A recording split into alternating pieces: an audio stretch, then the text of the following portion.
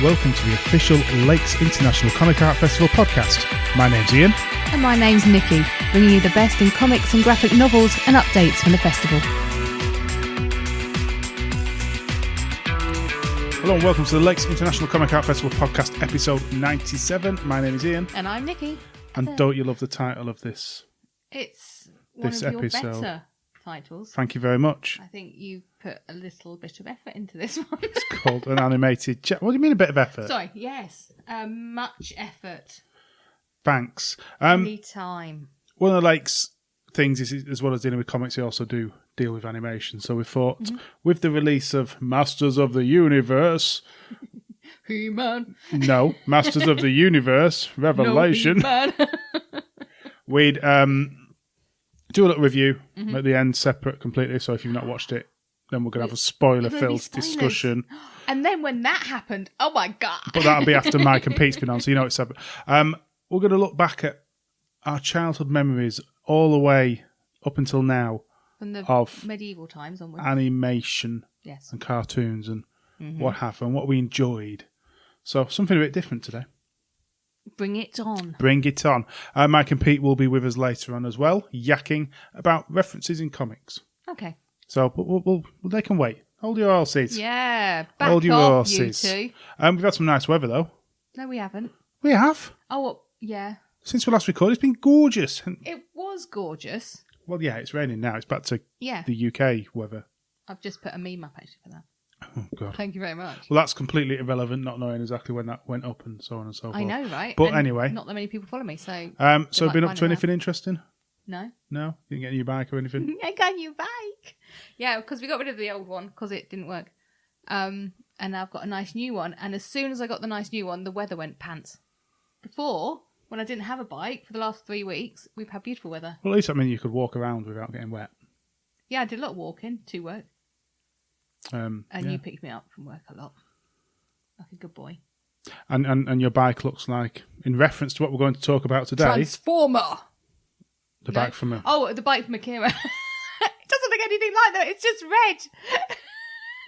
It's just someone said it looked like a transformer, so that's what's stuck in my head. Okay. She's quite angular.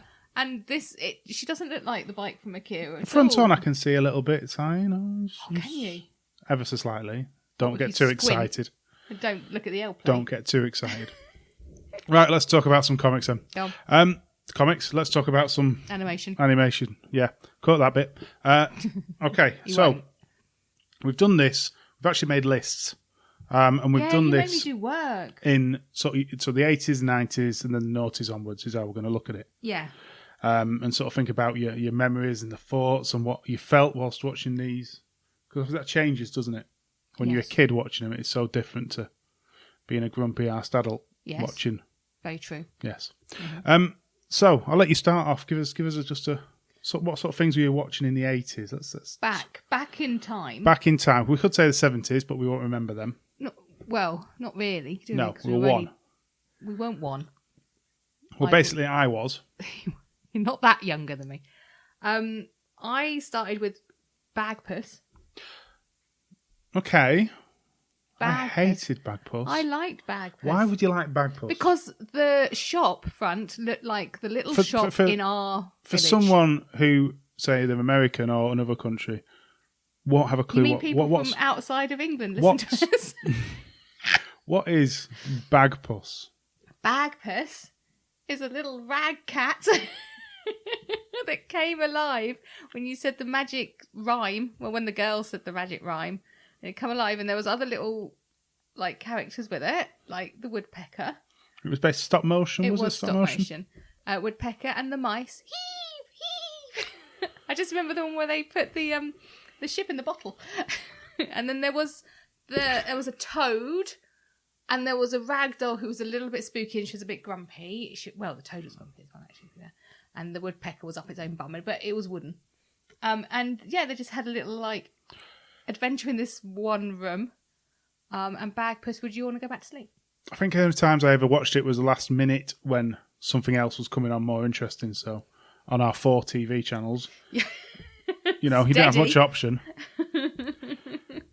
No, I hated it. Okay. Absolutely hated it. Well, I don't care that you No, hated that's it fine. because I remember it and I liked it. Okay. Well, I'm going to start with the obvious one. He-Man and the Masters of the Universe. He-Man. That is probably the most I'm just gonna do watched it every time. TV show of my youth, I think. I had all the I have figures. the power to pick up a flower, and in the hour it hurts. Anyway, and obviously now we know how much of just a pure advertisement it was. It didn't matter. We were kids. We weren't. Well, we were swayed by it, but Oh gosh, yes we were. yeah. Well, came from a poor family. My brother had a He-Man with the chest plate that was bashed in. That you could. That was flip it later round. on. Still, he had that one, and he had Battle Cat. I think that's all he had. Okay. I didn't have any He-Man. Oh, he had a Skeletor. We had Skeletor and He-Man walkie-talkies, but I had to have the Skeletor one. And that was on a wire. So we can go back. The great thing about He-Man was obviously the fact that there was no story, so you just watched it each episode. Oh no, He-Man's in trouble. Oh, he's fine now. That's the story every time. But it was. But also, as kids, it wasn't something you were necessarily in the house to see. So it was good that you didn't. where did you watch it then? As in, you could have been out playing. If you missed an episode or two, it didn't matter. There True. was no, True. not like one of my ones, which I still don't know how it ends. And I should look it up, really. Because, yeah. But I think the fact and the thoughts and opinions of the new one that's come out just shows how many people cared about that show. How many people loved that as a kid. How many people are not letting it go? We'll get to that point. But no, I absolutely adored He-Man. I adored the toys. They were just good fun. Yeah. So go on, your next one. I'm still back in time because I was like young and Right. innocent, and I was watching He-Man, but I went back to the first things. Mr. Ben. Come on, you did watch Mr. Ben. I mean, these Mr. are Ben old, was old ones, interesting. Again, explain. Mr. Ben used to go to a fancy dress shop in his bowler hat and suit, and then the magic sales assistant would choose a outfit for him. He'd try it on in the changing rooms, and he would magically appear, whether that was an astronaut, he would be like in space, one where he's a wizard. It was awesome. He's a wizard, Harry. I'm a wizard. I'm a what? One of my favourite dread strips is Mr. Ben going back as a judge. Or Brilliant. the equivalent of Mr. Venn or something. And obviously he ends up dead at the end of it by Dredd. But it is absolutely brilliant. I'd go and search that out. I enjoy Mr. Ben. I didn't mind that. You got one that's you liked? I think I don't. Yeah, I had no issue watching it. Mm-hmm. It's very British, obviously. Very British, and there's nothing wrong with that. Very British. Very British middle class. Yes, just like you, obviously. Maybe not. Again, I sort of continue my theme. Mm-hmm. Thundercats. I have a long list. Yes, Thundercats is on mine, obviously. Thundercats on the move. Thundercats was obviously on the loose. one you watch back then whenever you want, like He-Man. However, when you watched it, because I watched it again in the noughties, and there is a story Oh, is there? sort of going through it, Weren't they little bits. crash landed on a planet? Yeah. Yeah, and they had to get off the planet to get back and... And there's other characters Cat that come in later on, which I didn't realise, because it wasn't one I watched as much as He-Man, I don't think, but I still enjoyed what I watched of it. I had 2 figurines. I had none. You had none? No. I had Tigra and Chitara. Chitara. That was me at school. I can run really fast. I must be Chitara. Obviously, this is one that's been remade in the Go style. Yes. Yeah. I wish they'd stop doing that. Yeah. I don't mind, but it's just we want that brought back, adultified. Adultified. Yeah. Yeah. Because Yeah, it felt it was more grown up. The animation was much higher quality, or it felt like it was, in comparison to say He-Man or other toy-related products. Yeah. Sorry, I'm struggling. It's okay. Yes, the cat's trying to get me micro. It's because she wants to be in Thundercats. Oh, Jesus. But then when you go back, the animation probably isn't as good as you think, but it just felt never go back. Felt better. It felt better. But no, Thundercats was a wonderful piece of entertainment. Yes. And one that I see needs. You've gone very American, and I'm sticking with the British here. I think, let's be honest, I went toys. Oh, is that how you? I feel that was all. I was the perfect sales sort of I spent the It was money. pitched straight for you. Yeah. There's a few on here that I'm not going to mention, but I'll mention them, but I'll just give them sort of brief nods later on. Okay. For the same reasons, but yeah. Mm-hmm. What have you got on there? Ivor the Engine. Jesus. I'm staying back. I'm good for like when I started watching it. Ivor the Engine. That was really cool with Idris the dragon in the boiler. That was cute. I can't even talk. I've got no. It's like the I've never Paddington seen it Bear. Come on. in my life. You've never watched Ivor No. the Engine? Why have you never watched? Why did I say it with an accent? Why have you never watched Ivor the Engine? Because I had taste. It was brilliant. It had an engine. If I'm going to watch an engine, I'm going to watch Thomas. We watched Thomas. Everyone watched Thomas the Tank Engine. Jeez, Ivor the Engine. It was lovely, beautiful little. Because it was like the same animation style as they did for Paddington, wasn't it? So it was more kind of 2D stop motion, and I like that. Okay. Anyway, moving on. Okay. Whatever. Now I don't think this wasn't an 80s program, but I watched it in the 80s. Spider-Man and Friends. Mm-hmm. Did you ever watch Hated Spider-Man? it. Why? Because it's Spider-Man. I hate Spider-Man. It was so cheesy. That's how one listener turned off.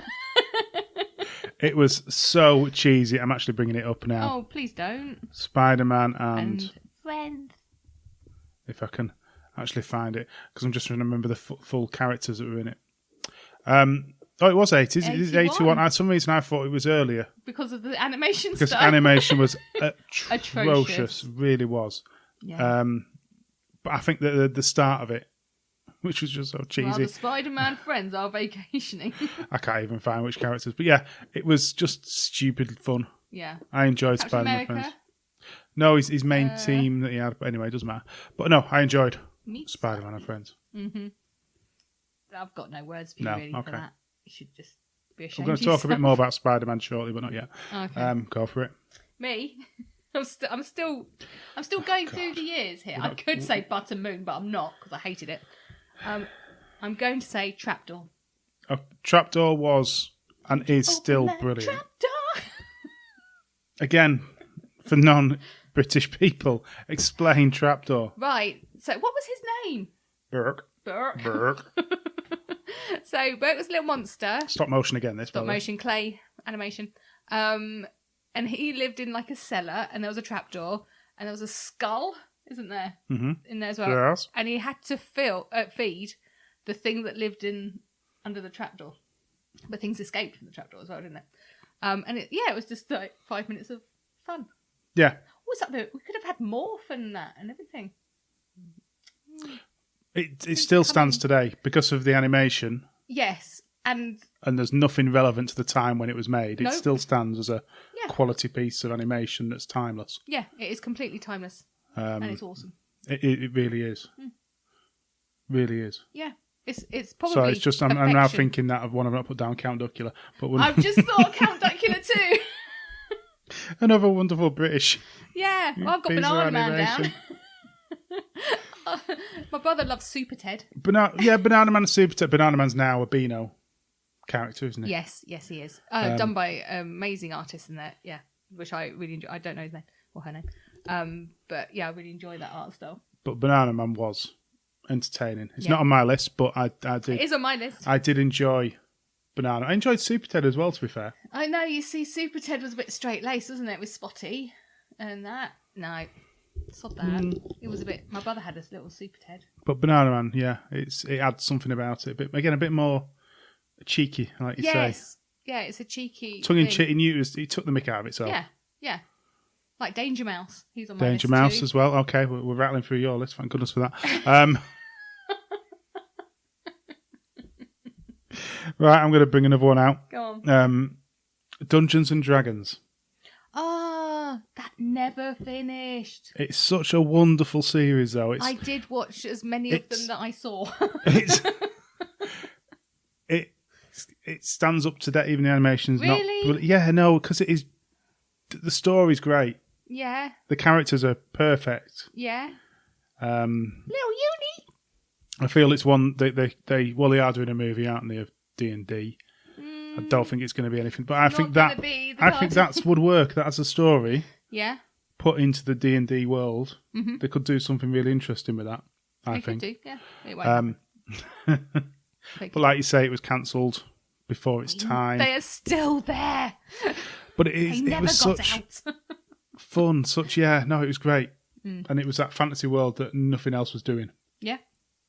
You know, we'd read at school, I'd read The Hobbit. And it was that world, that same sort of fantasy adventure. And you just didn't get it in any other series. So No.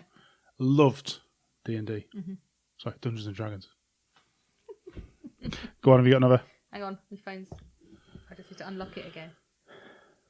Keep talking. Jesus. I'm getting there. Okay. I'm going with Brave Star. No. Oh God, I can't do it. Again, more Speed of a awful animation. It was designed brilliant. to sell toys. Yeah, I didn't have any of the toys. Were they even released here? They were, yeah. No one bought them. Oh, no. Remember these when you were kids? I think they still do them now. Go on. But you know the colouring in things which had the black was flock and you coloured in between? I think so. Yeah, I had when I was in hospital quite a lot when I was little. And I remember my mum picking me up a pack of those. So happy. Never understood or still don't understand colouring in to this day. Right. Just is that saying. Because you go Anyway. over the lines? Just never understood the joy. Okay. But that's just me. Yeah, that is you. Okay. Yeah, it's because you have no soul. You don't even like the red arrows. No, they're boring. Or fireworks. Something wrong with this Because I've one. seen them all before. Jesus Christ. So anyway, I thoroughly enjoyed that. I used to watch it again in hospital. So yeah, and when I was recuperating. My next one is Real Ghostbusters. Oh, again, my brother loved that. I had wasn't so Ecto much 1 into it. and a few of the toys. I had the books. But I loved the movie itself is still a masterclass of comedy. Mm-hmm. Not dumbing it down. And the TV show, obviously, it wasn't any of the voice actors, but it fit and it was fun. Yeah. And it was as close as you could get whilst keeping it a kid's cartoon, if that makes sense. Yes. Because obviously the movie realistically isn't a kid's movie. But we all saw it as kids. Yes. Well, yeah. It's just, anyone can watch it, but it is more adult orientated realistically. But no, I really enjoyed the Real Ghostbusters. Yeah. Never understood why it was called the Real Ghostbusters until down the line. I was going to say, we don't But- know. It was odd. It's like, why? Why? They're not the real ones. They're the real ones. These are the cartoons. But yeah, no, I enjoyed Real Ghostbusters a lot. Mm-hmm. Go for it. I'm bringing out the big guns now. Cities of Gold. Now, I only ever watched odd episodes of this. Yes. Everyone only watched old episodes of this. It was like, oh my God, it felt like it was on for hours. It was probably something like a half hour. Because it took half an hour to get into it with a theme tune. The theme tune's awesome. I mean, I saw it. They got the golden condori thing, and that's about as far as I ever got with it. That's probably very early on. Cause... No, I'm sure they got the condor quite late on. Okay. Even though it was in the credits. But then, of course, I'm only I was only young at the time, so for me, quite late on could have been episode 3. Yeah. Repeated. I don't know how that I don't ends. remember anything of it, but other than the tune. theme tune and the... Yeah. Yeah, and I liked the condor. There you go. That's all I remember. Is that it? But yeah, I do. I've also got another one along those lines, which Go is on. Visionaries. Visionaries, I had some toys, I think. It was... I did as well. That sort of fits along with the Dino Riders. Yeah. Same theme of all trying to... Mask, yeah. Yeah. I said mask. They are all just that pumping out the animation to sell the toys, and some Yeah. worked, some didn't, but I had toys of many of them. I had toys of stuff which I didn't know there was a cartoon for. Okay. Things like that, or knockoffs of. Well, that's why you got Mask. I had Mask. There was an R in mine, was there? But like She-Ra, obviously, for me. Because that was good. At least we had... See, even then we had some girls in kicking ass that were less kicking ass. Picking flowers. But at least they were like... There was some women. Along with Care Bears and My Little Pony. Care Bears. My Little Pony. Oh.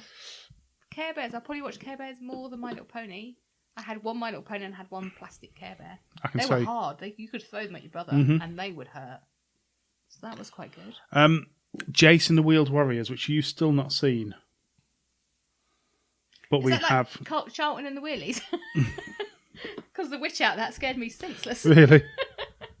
I can't... Is that Cosgrove animation? Which one? French, I thought it was. Yeah, it was a Short French... Really Jason the Wheeled Warriors is French show. It feels Japanese, to be fair. I've never seen it. I've definitely never seen it. But yeah, they thought That's that these freaky. plant-based vehicles, they had vehicles, it sort of, the vehicles then transformed and became Right. really dangerous. It was really entertaining. And a little cute little robot. A cute little robot. Yeah, What's a cute little there's robot? a cute little robot. Yeah, no, never seen it in my entire life. Really good. I think you need to try it, just out of fun. Okay. But I can see again they were probably trying to sell toys. I don't think we had them over here. I might have been wrong, but I didn't certainly ever see them. I think it was more of a French thing. It's But got legs. but the series came out. But yeah, you can see it. They had like Teeth. Zors and everything. Got They were the teeth. baddies. I like the baddies. They're better. Yeah, so that I enjoyed. It was on a Sunday morning on Channel 4. Did I have Channel 4? Everyone had Channel 4 by the time we were kids. Yeah, but did my telly's knob go to Channel 4? I suppose the other one which I watched now and again was Transformers. Yeah. Yeah, again, my brother liked that more than I did, but I liked the wasn't- toys. I had quite a few of the toys. The toys were always entertaining. Only the little toys, though. I didn't have the big ones. I had an Optimus Prime. Good for you. Weren't you special? Broke it on the first day. Got went sent back. Got something else. Anyway, hard times. Have you got any more? Yeah. Go on, because I've got movies to go on to Battle next. of the Planets. Didn't really do. Did you not watch Battle of the Planets? Oh, again, only one girl in there. But we used to go into school the next day because they would put their little wings out and then twirl around in like a human pyramid. Mm-hmm. So we'd go in and put our parkers over our heads like our wings and then spin around in the playground. Parkers. Parkers, yeah. You can't... How did I say parkers No, I'm wrong? just teasing. So I remember that one. And I've got Pink Panther down here as well. Pink Panther. I enjoyed Pink Panther. Mm-hmm. It was all right. Occasionally. It's not helping some people.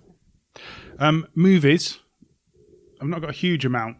I've got Who Framed Roger Rabbit and the Visionaries film. Who Framed Roger? That didn't even cross my Did it mind. not even go in your mind? That was the only one because I watched it so many That times is a on my stunning. birthday. I remember going to the cinema to see that. I can't think how old we were when it We were. came out. I was. Were we? But that first scene with the baby, it just Yeah. made you feel such an adult watching that because he was. Are you sure that was 80? Oh, When don't say did that that. come out? Well, I remember watching it. My brother wasn't. Let's find out. Who Framed Roger at 88? Okay, I'll let you have it. Yeah. Because it is. Thank Yeah, you. it is. Thank you very much. Well, I went to the cinema to see that and it was absolutely wonderful. Yep. Absolutely wonderful. I didn't go to the cinema to see that. Like I say, I had it. We got it out on my birthday, and then my brother decided he was going to be dangerously ill on my birthday, and he couldn't actually. He got an infection in the joint of his foot, which if it burst or something, it would have killed him. Nice. He wasn't allowed to move his foot, so he ended up watching that back to back about 3 times. My mum loves it as well. So that's it. Jessica Rabbit. There's a couple of Disney films that I particularly Oh, you see, enjoyed. The Black Cauldron, I like Black Cauldron. very dark. Sort Yeah. of almost ushered out of there. Yeah, they They're keep probably quiet making it about now, that. but in the past, It's still hard to get hold of. it's probably on Disney Plus now. Yeah, probably. But for a period of time, it was sort of too dark for their own Dark. collection. Too dark for their Um, IP. And the other one, which I watched so many times as a kid, was Dumbo. Jesus Christ. Short film, but it's not long over an hour. But yeah, it's tearfully, but it's It's also awful. fun, and it's It's horrible. bit of drugs here and there. You know what I'm It's saying? no, it's drunk. He doesn't I have know drugs. it is, but it feels like drugs. But You have to be drugged up to watch it. I hate that film with a I passion. think That, Fox and the Hound, anything like that. No, Dumbo, for some reason, just did something. you can keep that. Loved it. No, Loved it. hate it. Hate it. And then one just to sort of mention, which I think we all watched as kids, When the Wind Blows. Oh my God. Bit of Raymond Briggs. We could bring in Snowman and... Yeah, but when it was completely different, though, but wasn't yeah, it? Let's be yeah. honest. When the Wind Blows. We watched that at school. I think I may have. Because teachers are horrible. And that has, honest to God, stayed with me my entire life. I mean, if you haven't watched it, please watch it. So you'll be scarred too. I reckon we could have had a nuclear war, but the leaders watched that. Don't you remember at school, There was the fear. there was the fear, and we had, they put tape up at the windows. We didn't get so any if of that. there was anything, I suppose maybe because I was closer to London. I Maybe. don't know, maybe they wouldn't bomb up here. Although we But have got multiple You've nuclear got- power yeah, stations. nuclear power stations. So, but I remember the teachers doing it because that's what they had been told to do. So No, anyway, we never had any of that. But there was always that fear there was a fear. There was an underlying. Well, we didn't get that it, did something was going to happen. we? Yeah, and they did show us when the wind blows, which of course means we're all going to sit under the stairs and die. Basically. Yeah. So That's how it that's works. nice. Okay, so let's jump to Oh, thanks for bringing that one in. let's jump up to Jesus. a happier time when our balls dropped and we I haven't got any. started finding the opposite sex. Right. The 90s. The 90s. We are now teenagers. So obviously slightly different. I was about to say more mature cartoons, but I'm not sure we all list in the first place. So TV shows, go on. Garfield and Friends. Okay. I love Garfield. Love that program so much. I'm less of the Friends bit, but more the Garfield bit. But yeah, Garfield and Friends. Yeah, it was entertaining. Mm-hmm. It was all right. The voice was good. All the voices were very well cast. They were. The animation was all right as well. Yeah. I actually enjoyed the film. Again. The first one, not the... You have to go now. Bill Murray was perfect. Bill Murray is basically Garfield, but you have to go now. Okay. I enjoyed it. Okay. Okay, well, let's start. We'll leave the best till last. So, Tintin, really? I remember. Nah, it was a bit boring. I enjoyed Tintin. I don't know why, but I enjoyed Tintin. Those longer episodes they were, weren't they? And yeah. I enjoyed Tintin. Yeah. Again, have fun with that. Okay. I just found him a bit boring. Nope. I had asterisks. See, that's equal. No, that was fun. That was silly. There was a lot of puns, and I liked that. Seriously, that's it. Yeah, that's all it takes to entertain you. Yeah, it does. It really does. Also, Fungus the Bogeyman. Even though it was like, that was... You never watched it? No. Right. No. Dragon Ball Z. Never watched it. That was my uni viewing. That was your uni. Absolutely wonderful.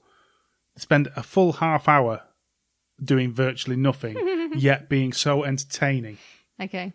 Fights would Welcome last to hours anime. and hours and hours, longer than any other. It was just amazing. And then just as you think something was going to happen, someone would get more powerful.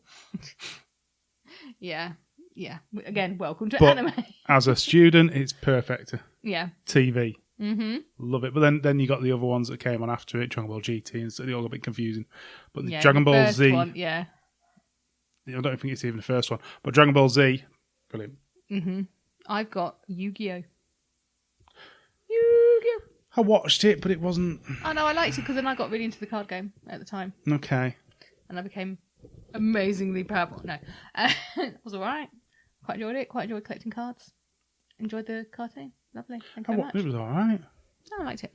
Can I bring another one? Pokemon! Again, I think I watched a little bit of that Pokemon. as a student, but... Loved Pokemon. Again, could collect the cards. Some little beanie bags of Pikachu too. Hello, thank you very much. Animaniacs. I enjoyed It's time for more the younger years of that. Animaniacs. That was And entertaining. we're crazy to the max. Yeah. Yeah, I got Batman. Right. We'll Are we saying go, that go one? in there, are we? Well, Right. It's not my favourite one, so yeah. Okay. Batman the Animated Series then. Yes, a beautiful design work. Again, it treated kids like adults. Mm-hmm. It was stunning. Yep. We'd obviously had Batman and Batman Returns have been on the cinemas. But this took it a different way with the stylisation. But it had the music. The music was what, like, oh my god, this is Batman. It had that gothic feel from the thing, but bringing that 1930s type style with the extra stylisation of the people, I think that worked really well. And bringing those characters that you'd only read in the comics as well, like Clayface and so forth, and then bringing what is possibly one of the most popular characters ever, Harley Quinn, to the world as well. Yeah. Stunning animation, stunning series. Kevin Conroy is amazing as Batman. You could argue he is Batman. He is Batman. Yeah, absolutely adore. Mm-hmm. I'm looking forward to seeing Conroy in the Flash movie. Right. As Bruce Wayne. That'd be cool. It's coming. It, doesn't he? It's coming. It. He could play Batman, but then Michael Keaton is old Batman if they need an old Batman, to be fair. Aww. See, my next few continue on that same vein. Okay, I can do a curveball, but carry on. Go on then. Sailor Moon. Never even seen it. this is where the anime starts creeping in my Yeah, life. okay. It's like, oh, this is fun and exciting. And again, It's just girls in little dresses to me. wow. Wow. I mean, just no. I just wanted the cat. Anyway, count. Teenage Mutant Ninja Turtles. Sorry. Teenage Mutant Hero Turtles for the UK. Because we could be ninjas. The ninja term was just not... It's too aggressive. Ridiculous, isn't it? And therefore we won't be calling it as Teenage Mutant Hero Turtles. I had no idea it was a comic before it came out. But remember buying a special UK-made version of the origin story which he wrote after the cartoon came out, based around more the cartoon than the original comic. It was really enjoyable. But yeah, the characters in that, again, it was cheaply done. But it was just good fun just watching them beat people up. Yeah. That's basically all you want to see. Yeah. Absolutely loved it. And the theme tune will never leave your head. And the video arcade game was superb. Thank you for that. It's okay. Okay, you're quite happy Yeah, there. done. Right. I'm going to bring my favourite one. X-Men. X-Men. Again. Sorry. But that one didn't treat you. That didn't dumb it down either. No. And I think that's why I liked it as I was getting. Well, that literally took stories out of the comics. Yeah. That was the greatest thing I think about that. And it did do more mature themes and more complex relationships between the characters, which I enjoyed. And sort of linked to that, Spider-Man was another one I enjoyed, which I remember. Go on. I remember the day it was released, we actually got to see it like 5 hours before America. It was that was a big thing. It's like, oh, that's really exciting. I've got to watch the first one. I didn't. But X-Men also, you're seeing that move to bringing more empowered women in, which is good. Okay. So, because you have to admit, a lot of the cartoons in the 80s were male-centric. They were aimed at selling toys to the lads. Yeah. So at least now it's, bringing us more in. Yeah. Good. Yeah, I'm just trying to think. Batman, he had a strong Catwoman. Yeah. Always within there. Spider-Man, they did have Black Cat. Yeah. So they did have the female roles within them, to be fair. Yeah. But that was probably more the comics, though, isn't it? Which is good. Rather than because they're taking the stories from these people who have wanted to sell comics to men and women. It's been a bit different. Shows. Yeah. Well, that's me for TV series. Have you got any? No? Right, well, movies then. I see, I didn't have any. Now. It's hard to think. Okay, well, I've got a few here. Just a couple of Disney ones that stand out. Mulan. No, I loved Lion Tarzan. King. Absolutely loved Tarzan. I loved the style. They did use computer graphics in some ways. Computer graphics. It was for the movement and the trees and. So I enjoyed Tarzan. Following him when he's doing that thing sliding down the trees. Yeah, that was a breakthrough in computer graphics, I think. And the other one, Disney was Toy Story. Again, I loved Toy Story, and I followed up throughout. It makes me cry. That Toy Story 3 brings me to tears. I can take it or leave it. It does nothing for me. I've got no soul. I don't get it as such. I don't get the whole hype over Toy Story. Sorry, you can shake your head at me. Nah. You get out. Batman Mask of Phantasm is still one of the best animated movies, one of the best Batman movies. Yeah, you did love that. Ever told. Yeah. I just googled the end. It is. You've seen it all. Yeah, I know. I still googled the end. It is the perfect Batman comic book movie. Okay. If that makes sense. It feels like it is a comic rather than it's a movie. Wasn't it? No, it was the character's completely original and the script is completely done for. Okay. But yeah, absolutely wonderful animation. Obviously, it's taken off the animated series, but yeah, gorgeous animation, gorgeous music, gorgeous everything. I even had the soundtrack on CD. Not MIDI disc. But at this time as well, I was reading different comics. I was finding a bit darker comics. There was Meltdown, I think, which had Nightbreed in there, and also had Akira. And that sort of brought me to manga. It might have been that, it might have been before, actually. So from then I watched, or bought, I remember buying VHS, Akira. Oh, really? In the 90s? Mm-hmm. I didn't see that till the noughties. Yeah, no, that was sort of mid, as I was getting to... I wasn't quite old enough to buy it, but I did. So Akira, which was stunning and just amazing. Yeah. Nausicaa. Oh, you saw Nausicaa? I bought Nausicaa on VHS. Oh, yes, you got that. I had a little there was a little comic shop in Lancaster, and they just had them there. It's like, that looks interesting. You had no idea what they were. One which I couldn't buy myself, Fist of the North Star. I've known people who absolutely adore that. So graphically great. Yeah. Now, I believe again, that I know it's like a groundbreaking thing. It's not. I didn't enjoy it. You actually watched? Yeah. Yeah. See, the film.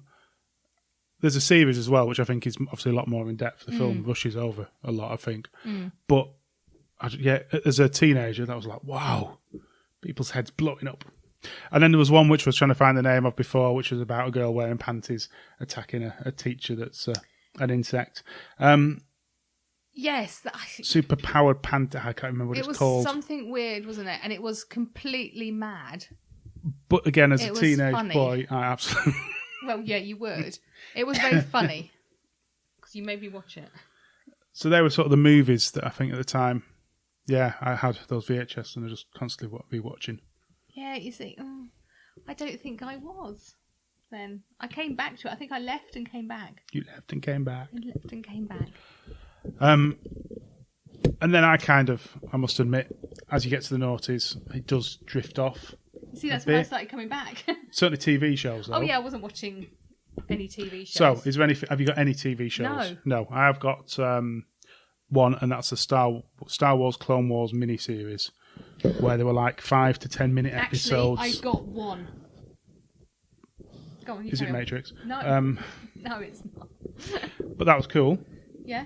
The Matrix mini thing. Yeah. But yeah, the Clone Wars, the stylization of the characters and those short bursts of stories that linked the Clone Wars together, finding out who Grievous was originally, and how powerful he used to be. Yeah. Before it became this waste pile of garbage you actually see in the films. Absolutely wonderful. Everything about it is great, and if you can get hold of those DVDs, I think there's maximum 3 seasons, all episodes like 5 to 10 minutes each. Yeah. Well worth watching. Yeah. That's the only TV series I think I can remember. I religiously watched Oban Star Racers. I don't even know what that is. Yeah, there you go. It was on Cartoon Network, I think. Is that it? It was really cool. I like the art style. Bring it up. Then you can have a look at the art style. Okay. I like the art style of it because it was a weirdly simple but interesting art style. It went on quite a long time. It's only one series because it wrapped up in its own thing. There you go. No, never heard of it. Never heard of it. Not that. That kind of like angular faces. No noses. Of course. But that was a really good. So they're basically you've got to race to stay alive, basically. Just like real life. There's like a little. I can't really explain it. You have to watch it. Okay. So you got races nearly every episode, which are really cool. With things happening and things going behind, so there's lots of wheeling and dealing and different gangs against each other, and then all among this there's the actual ending of it. So yeah, I can't because there's like she has daddy issues. Okay. And then, like, she's got a friend who like Jeez. she loves him, doesn't Next. he love her? And oh my god! And then what happens to him at the end is just like whoa. Right, movies. Yeah. Okay. Can I do the Disney ones first? If you have to. There's some classics, especially in the early noughties, that are stunning and will never change. Right. And you will actually agree with these. I'll see. Obviously, Toy Story we've discussed. Yeah. Up. Oh my god! Yet another one that just destroys you. In It the destroys first 20 you, minutes. but it is such a wonderfully loving story. It is a lovely story. I do Okay. like Up. Wall-E. Wally. Yeah. What did you call it? It's called Wall-E. Wally. But Wall-E. Wally's great. Well, thank you very much. And the first Monsieur, Ratatouille. I can't believe how much you love Ratatouille. It's an amazing piece of work. It's okay. Oh, no, it is. I mean, I think I've watched it all the way through. Love Ratatouille. I have watched it all the way. It's okay. That was when Pixar were at the top of their game for those few films. It was stunning pieces of work. Again, I like it. I'd watch it again, but I don't think it's as good as Wally. I think it's better. Really, personally. I think Wally's got a better message. What, that anyone can do anything? They're both the same message, essentially. My rats can never cook. But no, I yeah. Anyway, they're sort of the three. In fact, I'll talk about a few others because you can then rattle on about. I ain't rattling on. Spider-Man Into the Spider-Verse. Oh, actually, that was really good. Very good film. I thoroughly enjoyed that. It's probably the best Spider-Man movie ever. Many would agree. Yeah, I think it is. I think it hits everything right. Again, it's just taking those characters from the comics and doing them properly. Creating, Also, giving them a very story. That's amazing. Yeah, well, there's a new one coming out at some point. Lovely. Soon. Bringing in Spider-Gwen as well. It's the only Spider-Man I like. I like Spider-Gwen in that as well. Mm-hmm. At the end, yeah, she was cool. They need to do Spider-Gwen in the movies at some point. Yeah, they do. I imagine it'll come soon. And then the last one was Big Surprise Lego Movie. I did enjoy Lego Movie. Absolutely. Well, because everyone thought, well, this is going to be just a pile of poop. And to be fair, the second one is boring. But that first original movie is just such fun and so cleverly done. And yeah, it was so different, wasn't it? And it didn't feel like an advert. It was an advert. But it didn't feel like an advert. No. Even though, it was purely an advert. It just felt like fun. And that heartbreaking end towards the end. Yeah. Which I wasn't expecting, didn't know that was part of it. Not even going to go into it if you're not seeing it. Mm-hmm. But the whole you got to this point and you haven't seen it. Well, some people haven't, but yeah. Love that film. Mm-hmm. So go on. I found Ghibli. I found Spirited Away first, personally. Because it won an Oscar, it was in the shops. I beat you to I know. Ghibli. Yeah, but did you actually watch it? What, an Oscar? Yeah. Oh, it's fine. Yeah, you beat me. It's fine. But I beat you on the amount I've seen afterwards. That's fine. And I got that one out, I got Akira out, and I got... What's that weird one? That doesn't narrow it down, does it? No. If I say, what's that weird one? So I'd make lists beforehand, and that's it. What's that weird one? It's a spice. Think of a spice. Cardamom? No. Oh, man. That's going to annoy me now. Anyway, paprika. Paprika. I watched never that seen and that. went, oh, what happened? I watched Akira and went, oh, what? And then instantly started it off again because it was on DVD, thank you very much. And I watched it twice, back to back, just because I went, oh, what was that? And then I watched Spirited Away and fell in love with Ghibli and then found all the other Ghiblis. So that was my transition basically into full-on anime. I still don't really get Ghibli's. That's because you have no soul. We've already said this now. It never seems to have a story. It is a story, it's life. Even in like the fantasy stuff, it's still life. You can't say that Grave of Fireflies doesn't have a story. That's a bit different. Did to you. It's maybe it wasn't the worst film. Sobbed like it wasn't the worst film. I've had worse than that. Yeah, Field of Dreams. Yeah. No. How dare you? What dreams may come. What dreams may come. Field of Dreams are very different. Oh yes, that's very true. Anyway. Yeah, What Dreams May Come. That's the one. Yeah. But yeah, then I've just put down anything anime. So I've got Ghost in the Shell, A Whisk Away, Dropkick My Devil, Fairy Tail, Akira, and the perfect thing, which he's still alive in my heart, Cowboy Bebop. That's the perfect series. It's the perfect soundtrack. It's the perfect characters. It's not the perfect ending. They can't do that. And the film, I did it again at the end of that one, is perfect. It's just Cowboy Bebop is perfect as a series. Apart from it's the fact cowboys in space. There's two ends. They're both end the same. I put a little See you, Space Cowboy. A little thing out to Twitter, just asking what people enjoys. We've had a few of them. So Drew Hurd, Batman animated series. Yep. Obs, Christopher Metcalf, Archer. Okay. Matt Simmons, Venture Bros, which I've not seen. I've not seen that.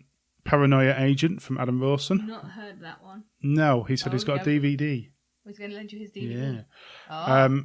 Teresa Roberts Logan, Iron Giant, which is a wonderful film. The Secret of Kells, Balance, not heard of them. Nightmare Before Christmas. Nightmare Kubo on the Two Strings, which you... The cat came back the very next day. The cat came back. He thought it was another... Creature Comforts and Fantasia.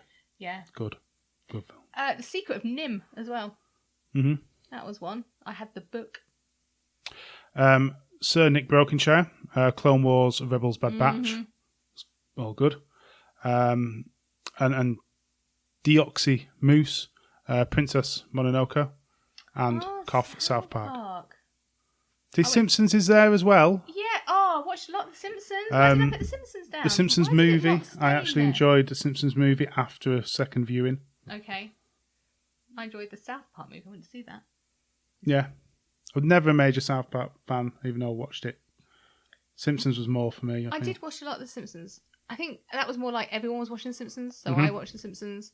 But as the fact that it didn't jump into my head and make it the list means that I just watched Simpsons because everyone else watched The Simpsons. But I'm not saying it's not a clever thing. No, but the movie, it's very clever. I did.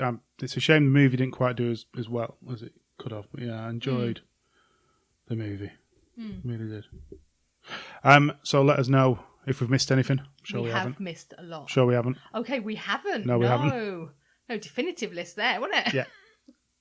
If you're born around the same time as us. They're like, no, you forgot this. Right, well, we're going to Mike and Pete take over a little bit. Then we're going to come back and talk about Masters of the Universe. Yaka Yakapedia, Yaka Yakapedia, Yaka Yakapedia with Mike and Pete. Yaka Yakapedia, Yaka Yakapedia, Yaka Yakapedia with Mike and Pete. I do. I'm Mike Williams. And I'm Pete Taylor. And we are the creators and compilers of the Comics Yakapedia, a giant multi-volume encyclopedia that contains everything interesting about comics that's worth yakking about. As custodians of this mighty tome, it is our duty to review, amend and correct its many thousands of entries to ensure it remains the definitive library of comic lore and trivia. But we will be requiring the help of you, our loyal podcast listeners, to keep the Yakapedia up to date and supply your own intriguing comics data. More on this at the end. And how are you this fine evening? Yeah, all good here, thanks. Nothing much changed. Chugging along. Yourself? Yes, not too bad. I think we missed the last podcast due to both of us being away doing very, very important work. But glad to be back. So I guess without further ado, Kickstarter Corner? Yes, in a slight change from Kickstarter Corner, I'm going to mention a humble bundle. At the moment, they are running the Judge Dredd Perps, Punks and Partners by 2000 AD. Plenty of time to jump on. I think it ends mid-August. And right at the top, the top tier, I think you need to back at least £18 to get it, was the Zenith books, which I'd never read, and Halo Jones, which I have read. But it seemed a no-brainer to jump on this and to back that. There's a ton of 2000 AD stuff that I haven't read in there. So it was quite nice to get this big chunk of... there is a good slice of new stuff. I mean, yeah. You mentioned the two biggies for me as well, but I've actually got those in physical. Be nice to have them in digital. I have seen it. It's still open. It's an open tab at the moment. But there's a lot of Judge Anderson in there as well, isn't there? There's some collected works there. Yeah, there's some Slanya. Slap your wrist. There's quite a few that I just haven't really heard of. I haven't kept up to date. Those were the ones I called them modern. It means after mid-90s. Well, yeah, back when it was just Slane. I mean, I loved that when it first started. I mean, to be fair, £18 wouldn't even get you two hardbacks, would it? Given the amount that's in there, the omnibuses and collected stories. But also, and I hope people do know this, that when you do go to Humble Bundle, you can adjust your pledge. So, as well as making your pledge more, you can adjust the proportion that goes to the parties involved. Yeah. Which is something I always do. I mean, particularly this one, because I think for the Brits, you'd be supporting cancer research. So when you do back, if you do pop it up, like I popped it up to £20 and then adjusted my pledge. So you can pull along a little slider, and the three folks that are involved are obviously the charity, Rebellion, and Humble Bundle themselves. And when you first look at how much of that £20 is going to the charity, I think it's only something like £1 on its generic setting. Yeah. But you can really, and I pushed it all the way up to, I think I ended up deciding to pay £10 to Cancer Research, and then the other £10 I think was split between Rebellion and Humble Bundle. I think they took the bigger chunk, and I think Rebellion only took a couple of quid from my particular pledge. But that, I think, that's it's a a charity fundraiser at the end of the day. I mean, Bundle of Holding is a similar kind of thing for role-playing games and games. Yeah. And I think you can adjust on there as well. I think it's brilliant, and obviously for them to be willing to put up their product on a platform like that is, they don't mind. So you can do a lot of good, as well as buy a big chunk of comic history. Excellent. And I guess we go next on to our brand new and possibly reoccurring section for when we haven't prepared stuff together. It's Philosophy Filler. So, the question I'm posing today is, what is considered acceptable reference material for an artist? And the reason I'm asking this is it's coming towards the end of the run. I've been following Marvel Aliens, and there's been a little bit of controversy about the artwork from Salvador Larroca's studio for this. And I supplied you a load of links, didn't I? To give you an idea of what I was talking about.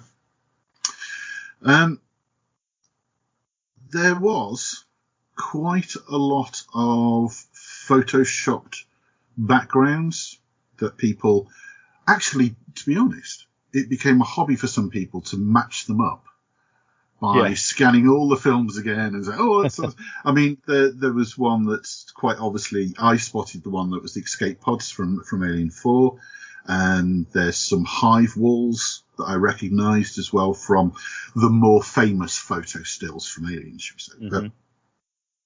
Mm-hmm. But I did feel whilst I was reading it, I didn't pick up on much of what other people have unearthed, but it did feel very stilted to me. Especially not the background so much, because I actually quite liked those, but it was more the characters that were in there, the characters and monsters, should I say, because it starts with an opening spread of in the background a humanoid-looking hive queen, which is explained in the story, and then lots and lots of different xenobreeds. And it looked like a collage. Just though it looked as if they were flowing in a crowd, but then others were turned at odd angles. There was a stalker alien that looked suspended in midair if you compare it to the rest, and there doesn't seem to be any underfoot drawn in at all. I think the face hugger is hovering a little bit. But the odd one for me is that it was kind of everything thrown in. There's a hammerpede in there, which is from one of the prequels, and it's kind of one of David's experiments. So it's a kind of a one-off. It's not like a xenobreed. It's as such. It doesn't belong with it's one of these things is not like the other things. It's the only way I can describe that. As an Alien fan, that again, it jarred me. Most people, probably could quite happily go past that. But I did send you the offending article, which is an image of an alien crouching over a marine on the floor. We should say, Mike, that we'll put these images on the website. Yes, yeah. So that... I think I have to share this. It's the most lifeless of drawings, and I didn't understand what it was that was affecting me so negatively about this until people actually pointed out those are two NECA toys, and it looks like somebody posed two toys, posable figures together, took a photograph, and then traced them. That's the impression it gives. I think I keep mentioning this every time I talk about it to Pete. There is the arm. Now, the arm is just like a posable figure where the arm has only got a single swivel point at the shoulder and goes up or down, and it's like the arm has just been pushed all the way up. And it just does not look realistic. It doesn't blend into the back. There is no background or anything for it to blend into, and it just, it was really jarring. There's no real lighting on it either, so you haven't got any sort of atmospheric lighting to it. There's no shadow involved. Again, these are things that, you're absolutely right. It didn't occur to me, but there's just so much from some of these panels that's just jumping out at me. I mean, the character crews, I'm unsure of. It does look awfully like Salvador himself, but then in other scenes, people keep saying that it looks like John Bethnal, the Punisher. And I can't decide. I think I'm probably thinking more that it's Salvador himself, which just looks like photo reference, doesn't it, of taking selfies, basically, which I'm not massively opposed to at all. I think that's absolutely great reference material. But as a reader, the backgrounds, even if they're collage or Photoshop and then inked over or not inked over even, I don't think that matters as long as it feels like a proper background that's being interacted with. And the photo reference for faces, I mean, you've got artists like Sean Phillips that excel at doing that kind of stuff of, taking the photo. Was it at the festival he gave that great story about in the days before digital cameras, he'd do reels and reels and send them off to Boots to be developed, and some guy had to develop it in a booth, and there's all pictures of this one same person walking up the stairs, walking down the stairs, and in a heap at the bottom of the stairs for no reason. And that made me laugh, but, that's absolutely part of the process, I think. But it's the traced or suspected traced toys. I don't know. It did something to me. I disliked it. I don't know what it is, but that's where I draw the line as a reader. So I don't know what your opinion on this is, Pete, or what's your process when it comes to reference material. Well, I think the last thing you want to do as a comic artist is pull somebody out of the story. Your job on both sides of the typewriter, if you like, as a writer and as an artist, every member of the team is trying to immerse you in those pages and keep you there.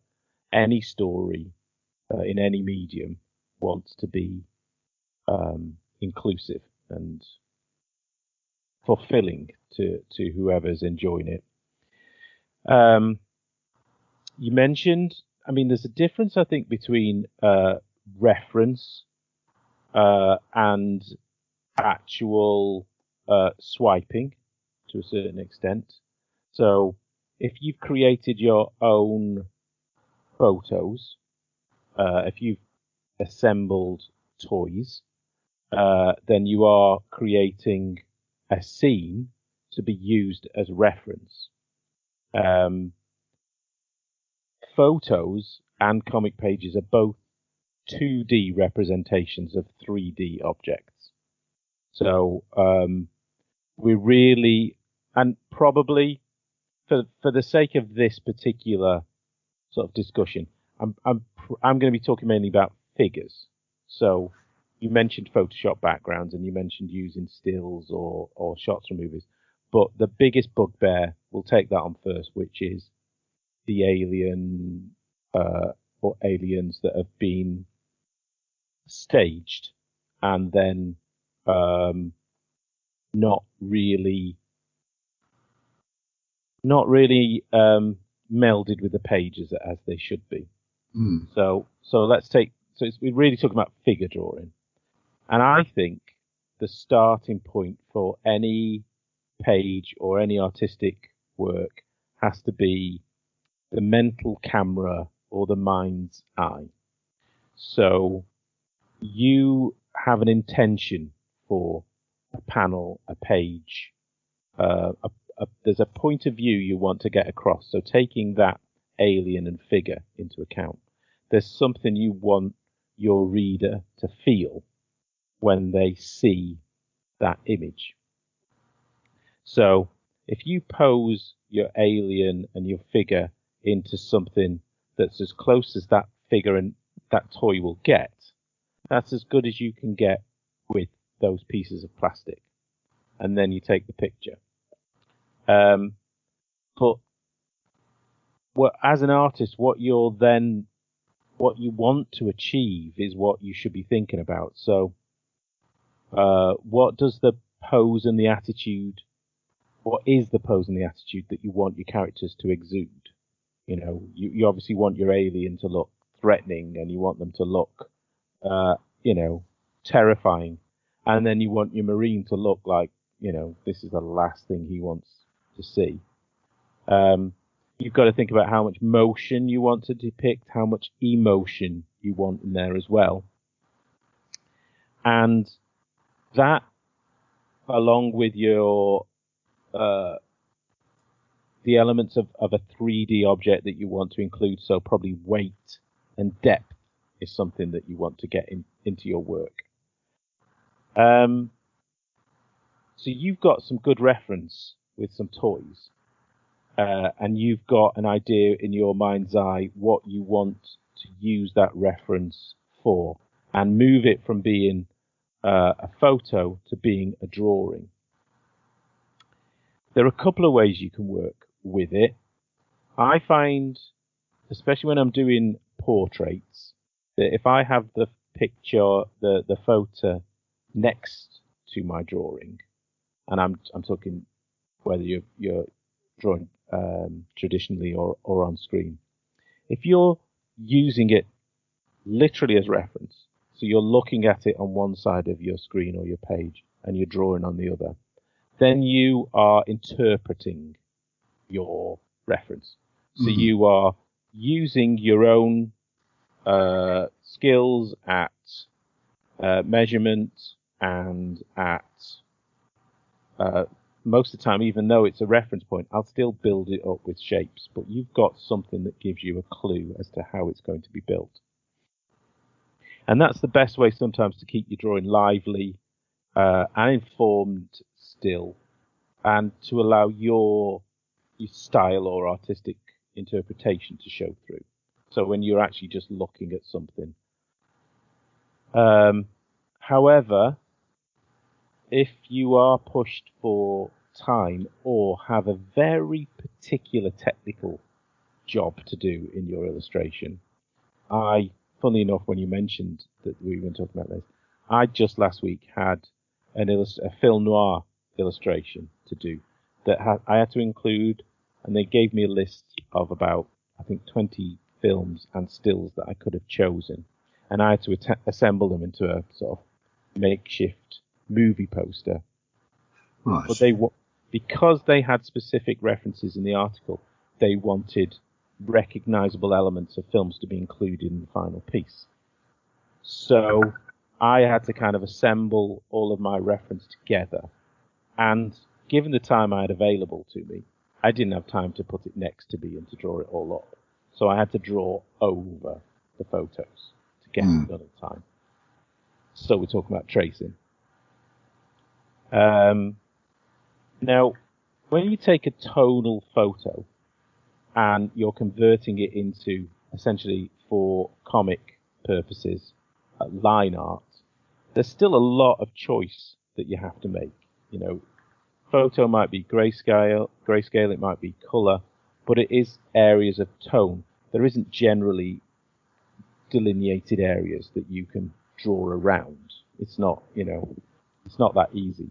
So you've still got to choose a style of line. You could be rough pencil, a nice lush brush, or a scratchy nib pen. And then you've got to decide how you're going to deal with the tone.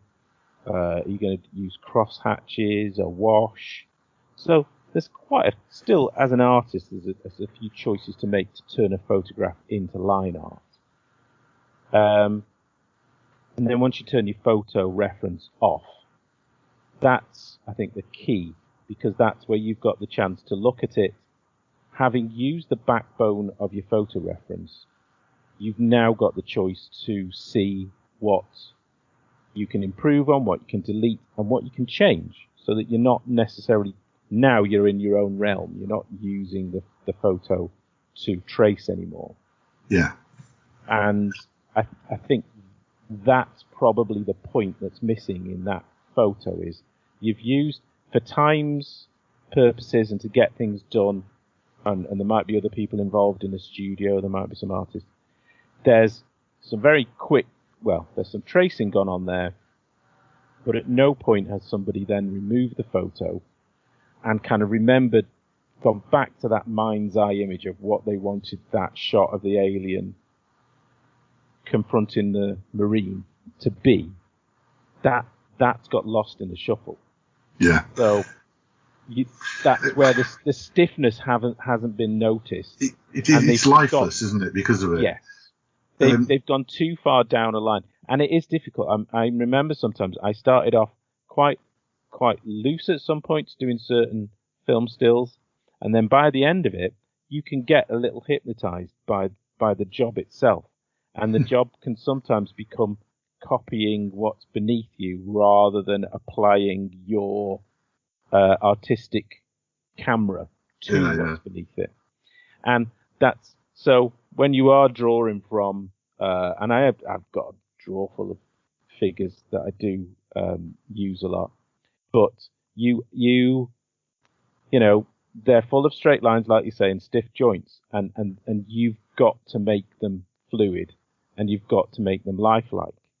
And I think that's the step that's been missing.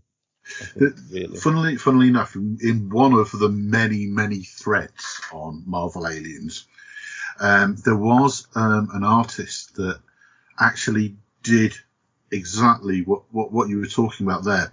He took a photo of a toy, and then he did a sort of a trace version, and then he did it with it just right next to him.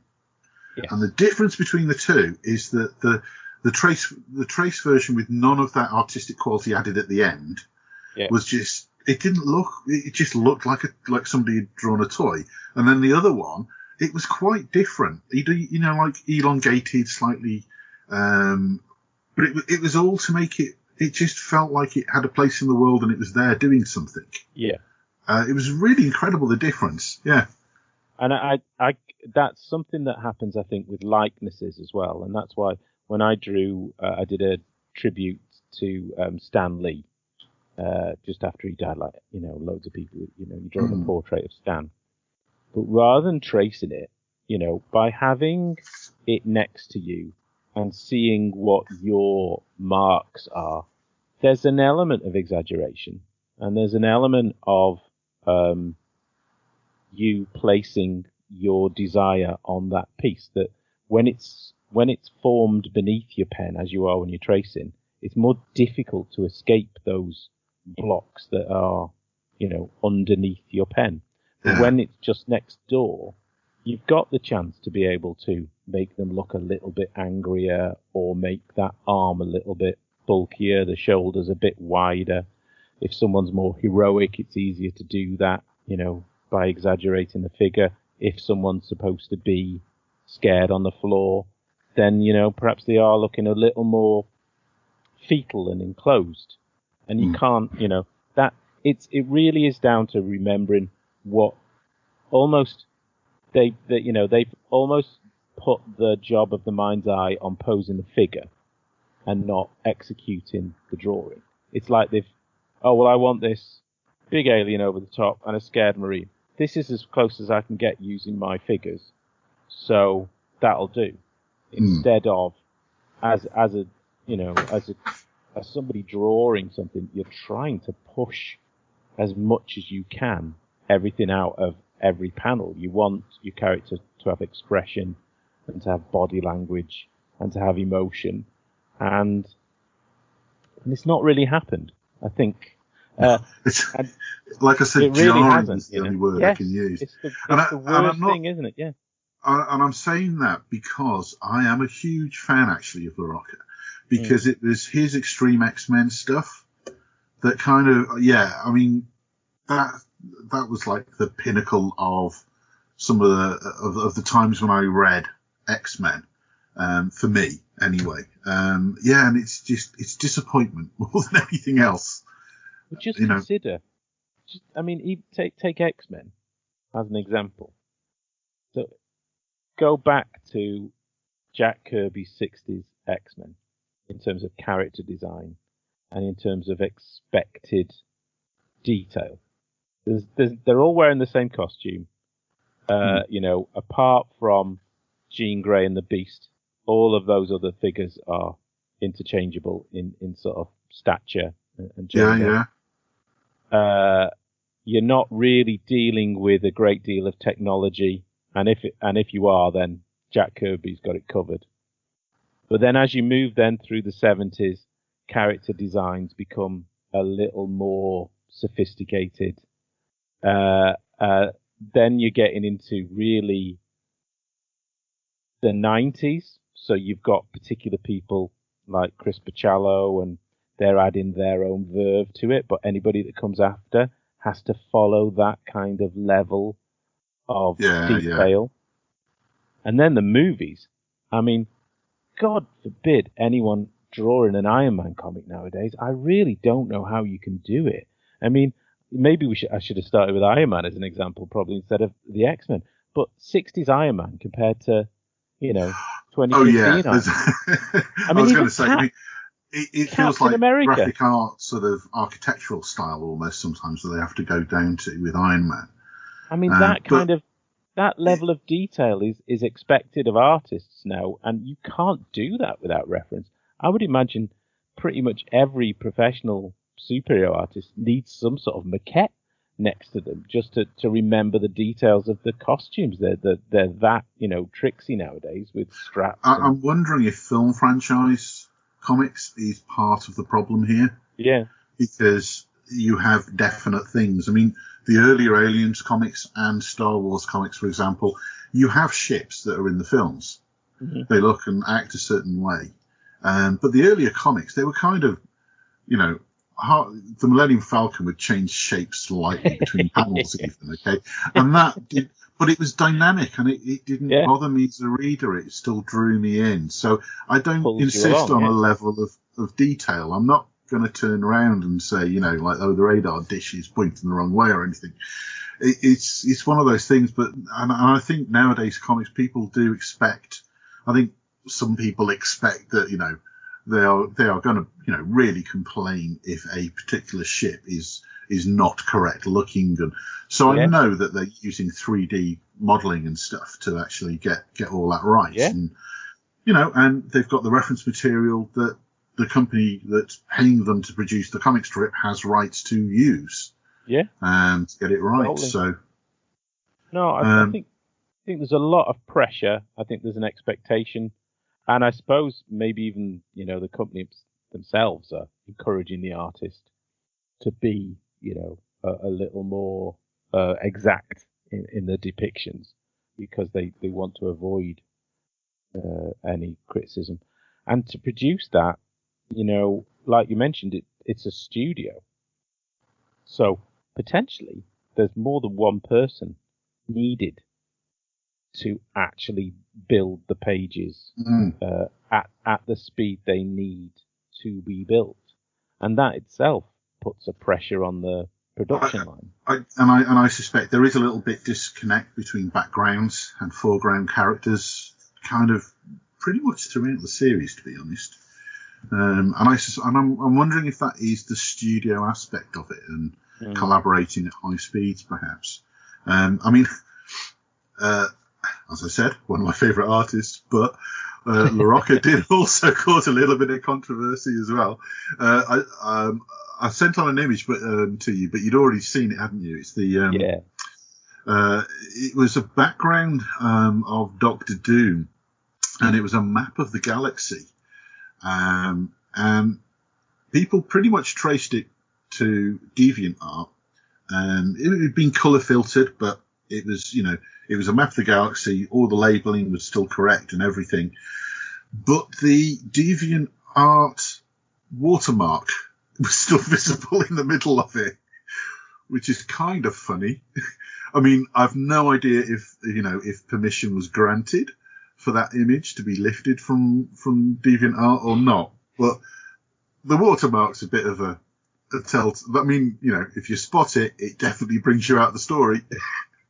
So if permission was granted, they would have given them an unwatermarked version. I'm pretty sure. I think there's an element of maybe in a studio environment, if you are trusting somebody to do something like this and they're not being transparent with you, there is a danger that this can happen. In my day job as a graphic designer, I know the importance of not using copyrighted imagery because it can really come back to bite you. I've worked with clients that have accidentally, there was one client who had a photo that they used for one of their products that had been supplied by a previous graphic designer that they thought was cleared. And I ended up using it on a website which got crawled by a photo library's bot. They identified the photograph as theirs. He couldn't produce a receipt. And it was thousands of pounds. Wow. He got charged thousands of pounds for an illicit use. And it is possible to be found out to use this stuff. So in a comic on DeviantArt where perhaps you haven't got that corporate structure behind you, then you're reliant on the internet and people to spot it and help you out. And I think the article that you forwarded did mention that they did track it down to the account that it came from. Mm. So hopefully they did eventually get some recompense for it. But yeah, copyright, there's just no excuse. You just can't break it. You cannot use somebody else's, creative assets. I mean, not wanting to step away from Aliens comics for a moment here, but there's another great example. There is a great example. Last September, there was the Greg Land faced some very serious accusations of plagiarism, and this is for the Aliens Omnibus Volume 1 cover, and it was from the artist, from Tristan Jones. Actually tweeted out about this because the cover alien looked to be a compound of two of his works, where the body and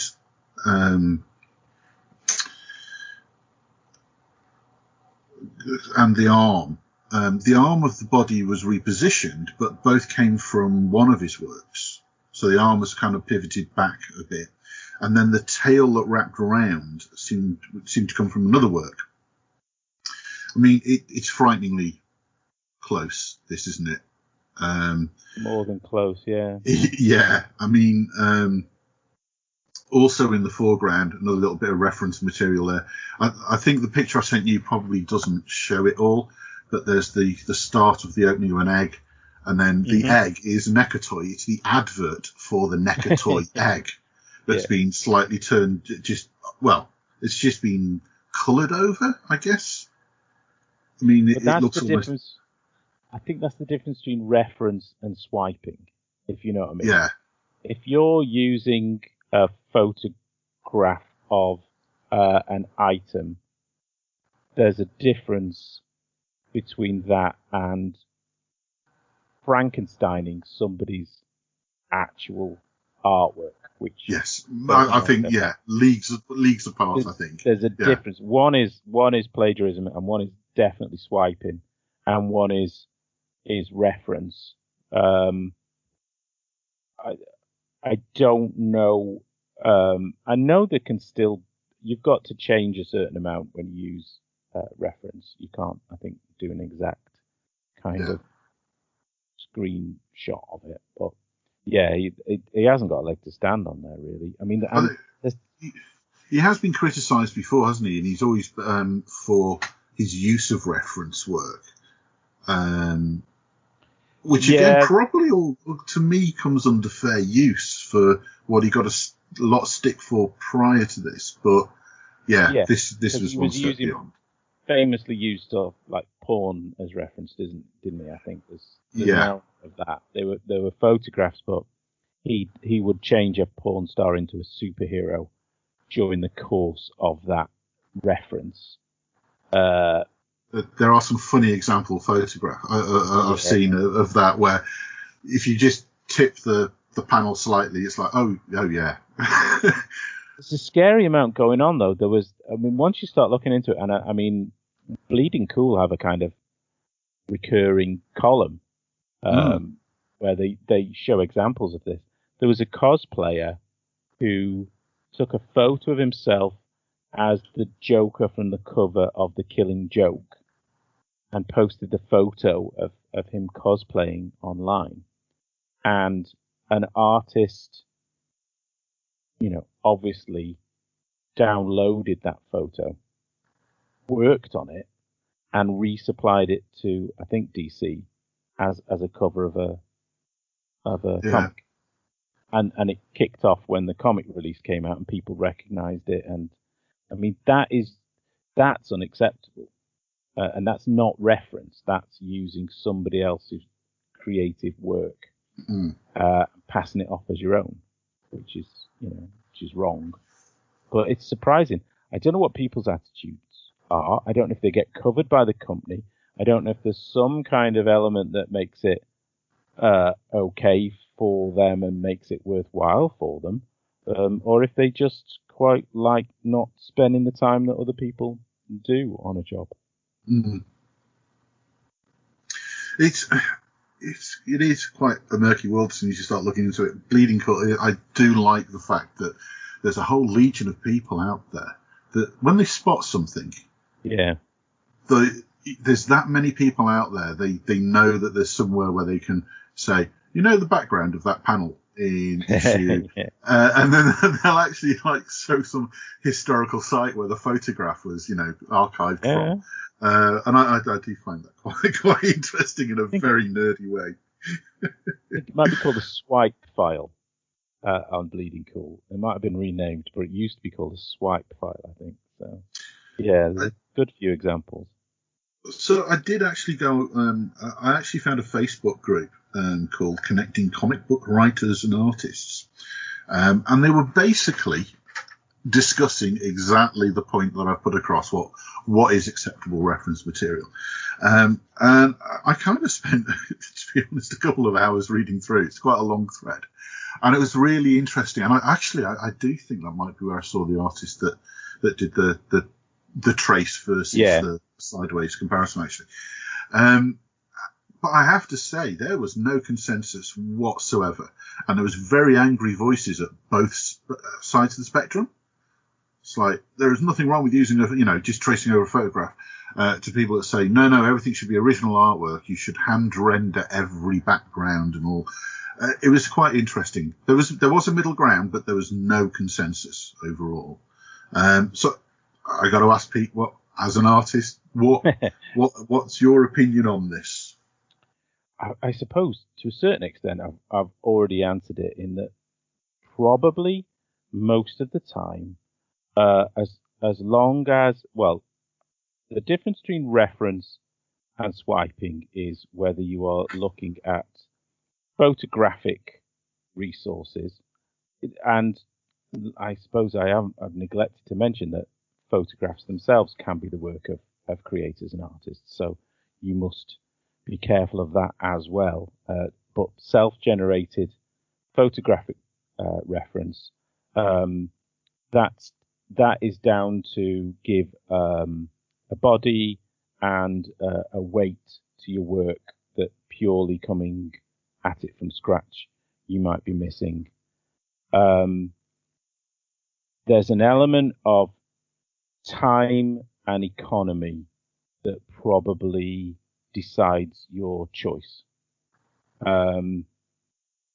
Like I mentioned with the film noir pictures, I think for the amount of money that was on offer, it wouldn't have been worth my while to draw them all by hand side by side. But considering I think I got the brief on a Thursday, I had to get the job done on a Friday and allow some time for potential corrections on the Monday. So, if I wanted to do it, then I had to trace. But I've mentioned the creative choices as an artist that you do go through to trace it.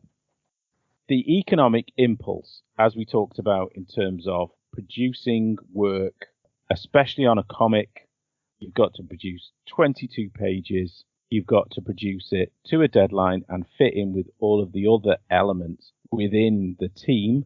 So you might not, as a studio, perhaps you're producing the whole package of pages from pencils to colours.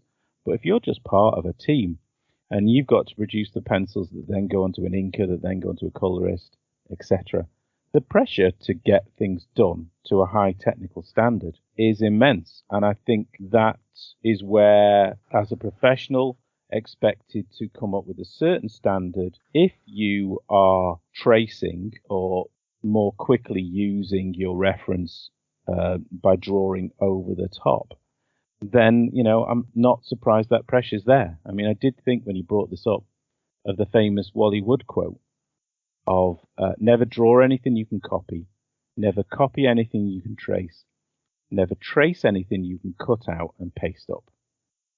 And, that's got a lot of ramifications for what we're talking about. And I'd heard that quote a lot, and I always thought it was a bit strange. Wally Wood's an amazing artist. And to think of him saying something like that, when you've seen those lush, impeccable pages, I looked it up, and he was a perfectionist who drove to get the absolute best artwork he could, and that meant days at the board. That meant spending hours outside of what other artists spent producing that work. It paid off. He became, one of the best paid artists at Mad Magazine and was getting something like $200 a page. Right. Unfortunately, a bit of a joke backfired, and he ended up leaving. He quit Mad Magazine, but he ended up working at Marvel in the early 60s, producing the first, some of the early issues of Daredevil. He was on the page rate of Marvel at the time was something like $20 a page. I think they might have given him a bit more because he was Wally Wood. But suddenly, you're this big shot artist who was used to getting $200 a page, who's now getting a quarter of that per page, and you have to produce 4 pages to get what you could for one. You don't want your standard to go down. So, I think that's where that statement comes from. There's this kind of chasing your own tail work ethic. Yeah. And if you are somebody who has a very laboured style or has an expectation of what you want it to look like, nowadays those shortcuts are there. But they're only shortcuts as long as you still do your job of keeping your reader immersed. And as soon as, like you mentioned in the very beginning of this conversation, as soon as you do a page that doesn't work and stops a reader believing in it, then that's the point you've got to work at. You've got to go back and realize it just drops below that quality line. Yeah. Something's gone wrong. But I think it's probably, I would imagine it's economically driven. Yeah. I was going to wrap up philosophy filler. It was something that genuinely sort of like I wanted to know. Good debate. I've got a list of them. So. But do you know as well, there's a funny thing about a lot of people misunderstand reference and they feel guilty about using it. And I know the girls, when they were younger, they wouldn't look at something that was connected with what they were doing. They felt it had to be internally generated. Yeah. And it's not about internal generation so much as internal translation. You've got to take what you know and what can help you and turn it into a vision. And it really is central to to the mind's eye. And I know everyone has a different perception. Some people don't necessarily see things, but you've got to have an intent, and you've got to use all of your assets to drive that intent. I think that's the difference. And I think what we've been talking about, somewhere along the line, the intent got forgotten and the execution became the deliverable. That doesn't sound too corporate. I'm kind of, yeah, I mean, I'm guessing I'd be interested if both readers and creators, if they, if you want to add to this debate, send us. Totally. Yeah, especially examples of when it jars or when it's being done really well. Yeah, yeah. I'd love to see those. So. That's a really good idea. Definitely. Let's open it up. And that's all from the Good Book this episode. But if you have suggestions for entries, submissions of your own, things to review, or just want to ask that comic-related question that you were always afraid to ask, the Yakipedia is here for you. You can email us at comicartpodcast@gmail.com, on Facebook, Twitter @comicartfestpod, or use the form at the comicartpodcast.wordpress.com to contact us. Yaka Yakapedia, Yaka Yakapedia with my cat. Yaka Yakapedia, Yaka Yakapedia, Yaka Yakapedia with my cat.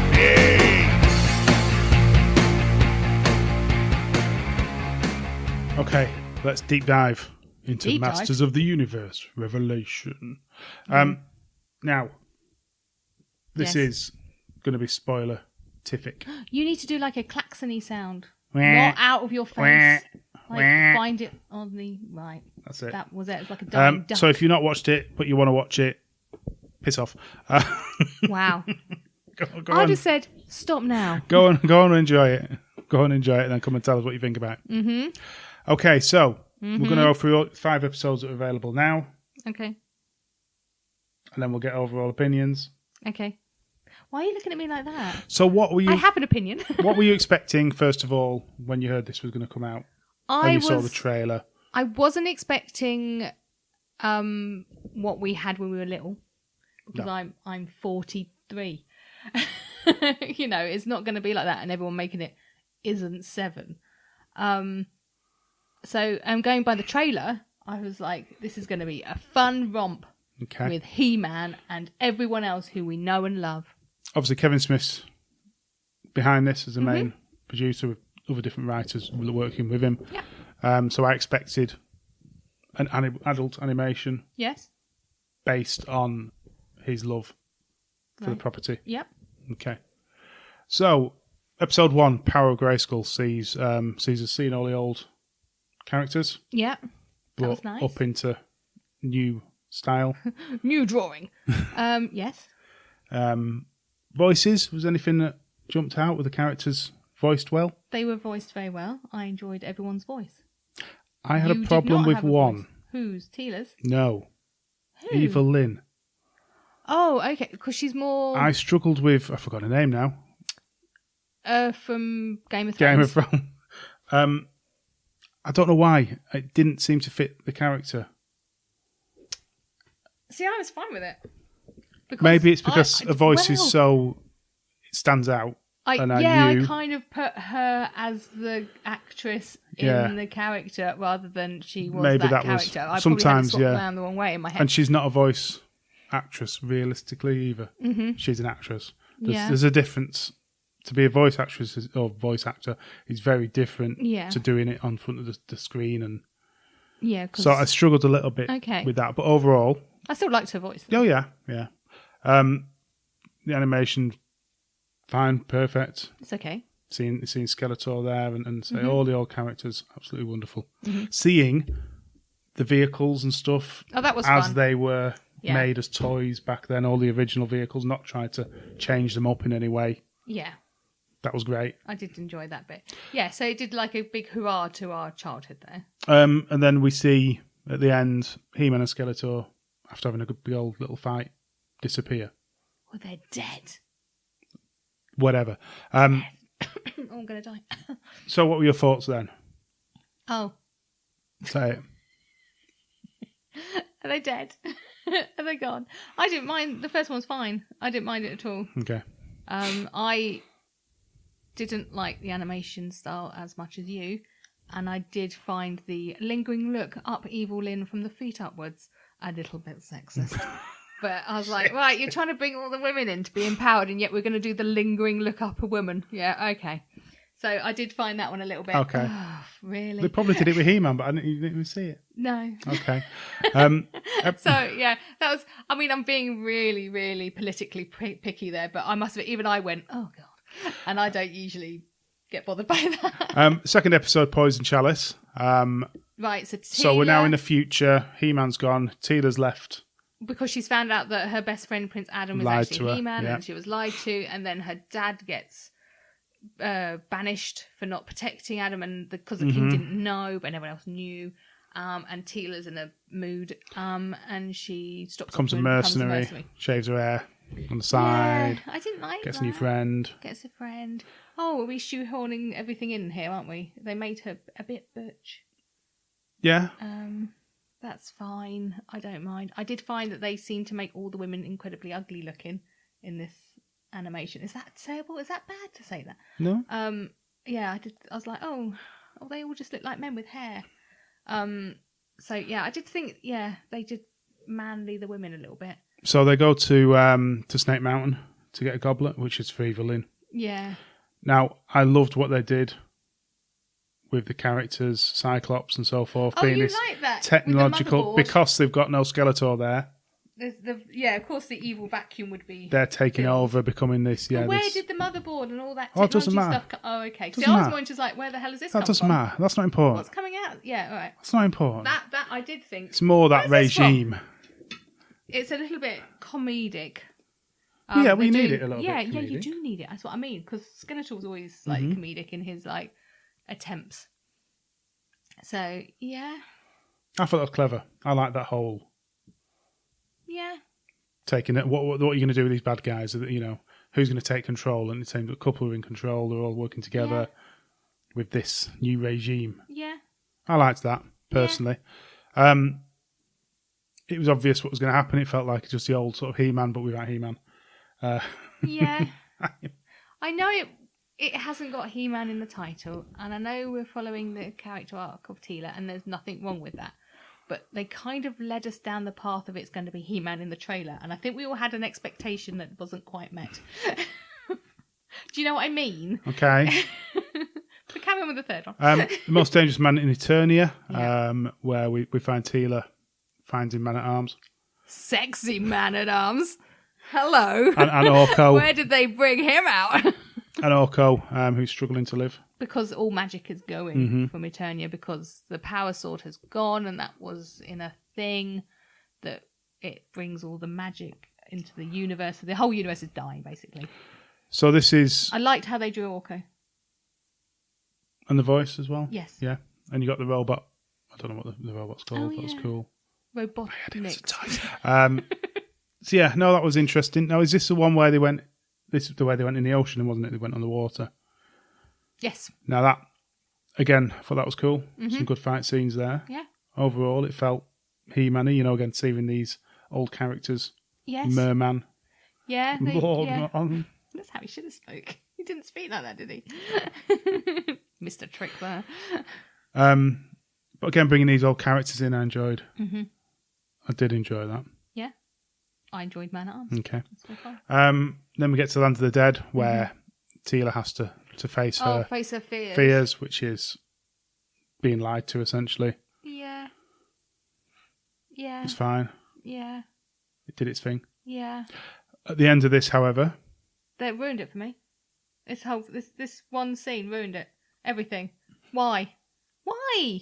There's a lot of me going, why in this? So effectively, they They killed Orko! possibly killed Orko, but allowed him to do what he's never done, and that's actually create a proper spell.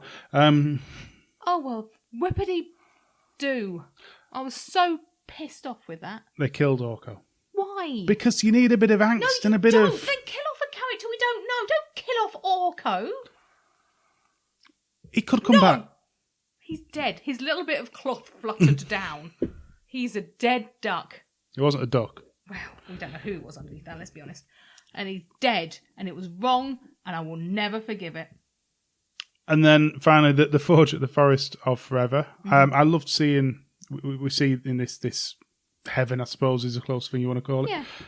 All the old He-Man. Well, it's not him, but yeah, the heroes. The heroes of Eternia. And the original bloke that made the sword. I thought that was really cool. I like that. It was a clever idea, that. Mm-hmm. It was a bit of a... Yeah, it was okay. Well, you knew they were going to end up getting the sword together. At this point. Yeah. You know, that was fine. Robotnik's dies. I've called him Robotnik's. He's staying as Robotnik's. He's going to go off to the Sonic movies. Roboto. Only because it's written on here. So yeah, they get the sword back, go back to the real world. He-Man. So Adam is Adam back. leaves his chance to be in Yeah, heaven. and they went, if you die again, you'll just become dust. Just like that, by the way. And then we knew Skeletor would come back as well, let's be honest. Yeah, in Skeletor whatever was way, shape or form. hiding in the skull that evil Lim brought back. But she wasn't evil by any means. But she will be evil. We think we're going to get He-Man and we don't.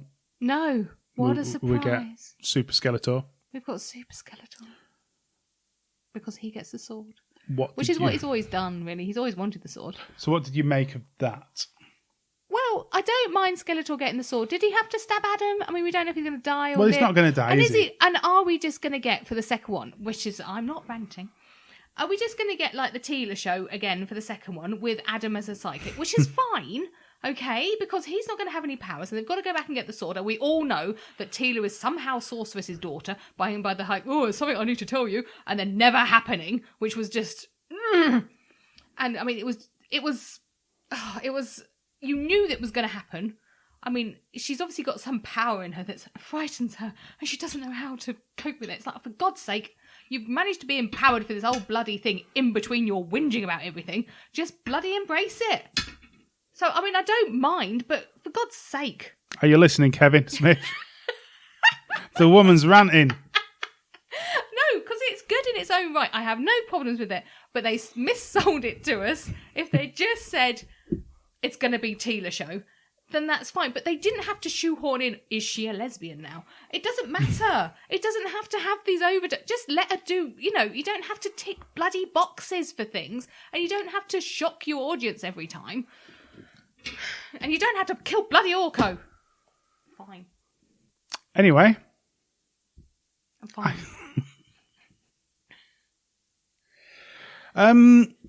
I enjoyed it.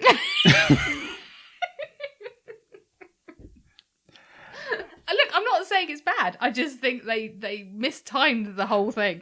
My biggest sort of issue is the end because Orko died. Because I want He-Man back, and you think he's going to be there, and then he's not. And he's not going to be in the second. He's no, not going to be. They could in he's not. episode 1.6 get the sword back, but we'll see. No.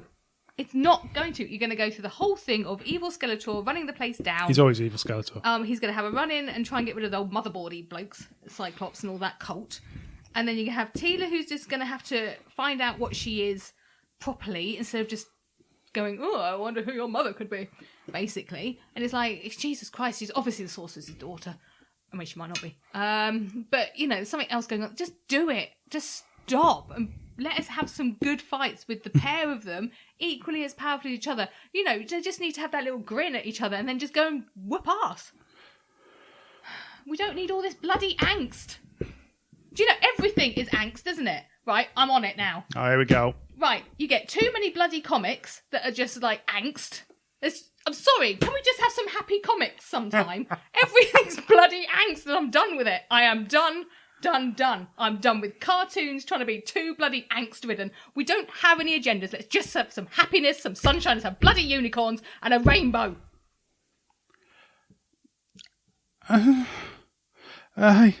You go and read Garfield. You go and read Garfield. Garfield's happy.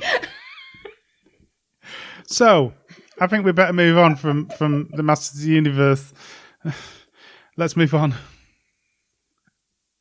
I'm going to have to go back and clip that and put that in, what? that we need unicorns. Anyway, right. Well, it is. So, it? We've had too much depression in this world. It's out of bloody rain. So let's move on. So the Lakes this year. Please help. Lakes this year has got some comic workshops. They've got some comic workshops. They got some workshops sort of based on what they did the live stuff last year. I feel like I've attained a new enlightenment range. Basically a Buddha now. I don't know what to say. So they've got some workshops you can jump on and join in. So you got Matt Smith drawing time in comics, Secret Formulas of Comedy Timing and Comedy Strips by Clarice Tudor.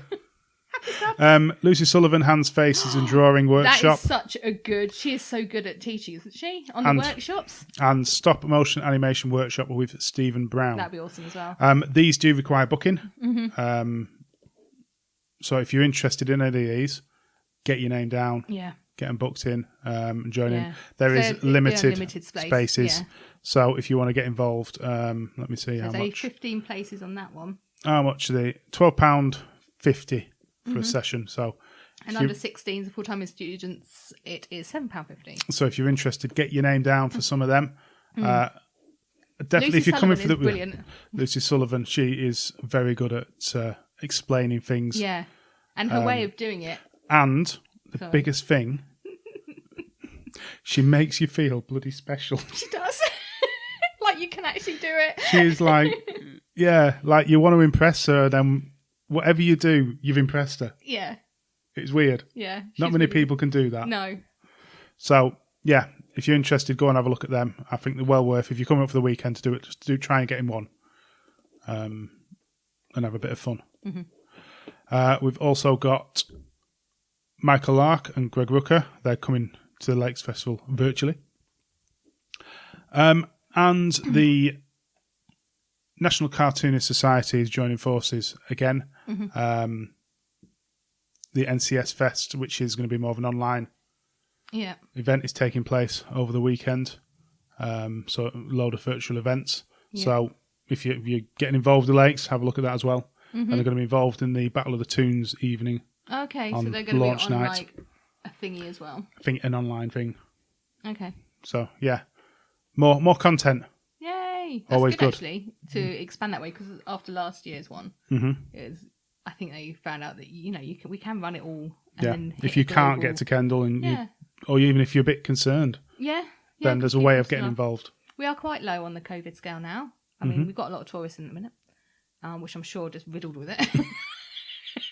Jeez. Anything else you want to say? They're not. But, most people are still wearing masks and they're still social distancing, so it's quite safe really here. And it's very windy, so that blows the virus everywhere. Of course. It's all good. Right, we're gonna go now. I'm gonna lock her up. Put her down. Put her down. Blue juice. Thank you very much for listening. We'll be back shortly. I'm sorry. And goodbye.